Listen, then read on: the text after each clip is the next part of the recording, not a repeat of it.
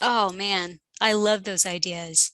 Any more thoughts people want to share in the chat? I'm all ears. I always learn from these audiences, so please do add some of your thoughts in chat. While you're doing that, I'm going to share with you some ideas that come from stress research. But you guys have already hit on a lot of these themes. So we always want to start with a sense of self-awareness, right? There are a lot of self-assessment tools, which is one of the reasons why we started out with a self-assessment today. We just sort of want to get a gauge of where we are personally with our stress and burnout. Another foundational element is self-care, which is, Julie, again, you guys touched on this theme already. Exercise, nutrition, rest, getting those annual health checks are so important. The brain is an organ. We tend to forget that, but it's an organ just like the heart is.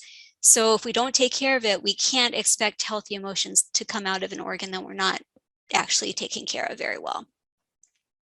Again, this is another thing that you guys already touched on. Being able to say no and setting those boundaries is going to help us maintain that very important work-life balance.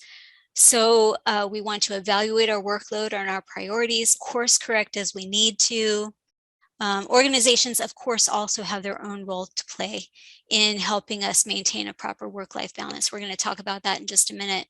Social connectedness and peer networks, these are really important. This turned out to be really important during COVID, especially with healthcare workers. There have actually been research studies that have showed that social support networks protected them against compassion fatigue and burnout.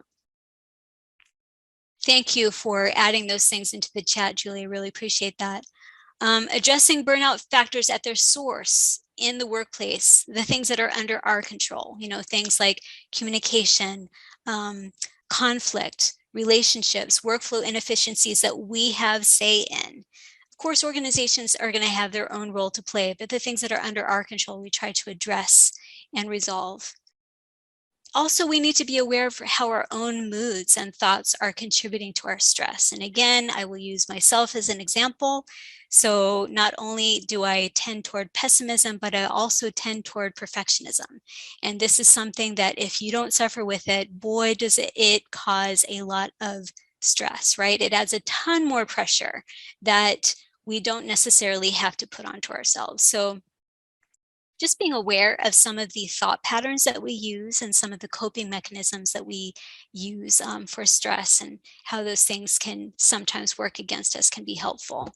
Thank you, Beth. The ability to prioritize decreases as stress increases. What do folks do to counter that? I would love to get your thoughts on that. I'll give you my personal take on that, which is, and I think that the people who just spoke to burnout already touched on this. When we are at a certain very high level of stress and burnout and our anxiety levels are through the roof, sometimes our brains are so, they're spinning so fast that we can't get ourselves out of that stress and burnout loop. We just cannot do that. And the way to get ourselves out of it is to allow the rest of the body to relax first. So when Julie said, let's take a walk, let's get out, let's take a break, let's sleep in, these are all ways of helping the body to dial down some of the tension and some of the, it's just the anxiety and stress that's built up in the rest of the body. If we allow the body to relax first, that somehow unlocks the things that yes, thank you, Leslie. This is also really important. Deep breathing, which increases the oxygen delivery to the brain. That's also going to help.